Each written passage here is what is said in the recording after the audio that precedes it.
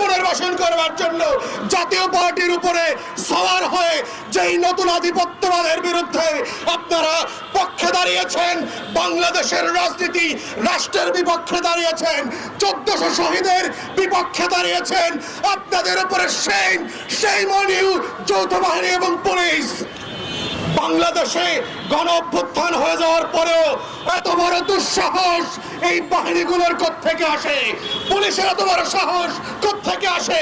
সেনাবাহিনীর এত বড় সাহস কোত্থেকে আসে? তারা কি গত বছর কোনো শিক্ষা নেয় নাই যে বাংলাদেশের জনগণ যারা জেগে উঠেছে, যারা এখনো প্রতিদিন এবং প্রতি রাতে এই দেশের স্বাধীনতা এবং সার্বভৌমত্বকে পাহারা দিচ্ছে, তারা যৌথ বাহিনীর ট্যাঙ্কের সামনে দাঁড়াবে? আপনারা যদি আমাদেরকে শত্রু বানান, আপনাদের সার্বভৌমত্বের পোশাক এই দেশের মানুষ কেড়ে নেবে, ছুঁড়ে ফেলে দেবে। এই সেনাবাহিনী, এই যৌথ বাহিনী, এই পুলিশ ট্যাক্সের টাকা দিয়ে পালবার কোনো দরকার নাই।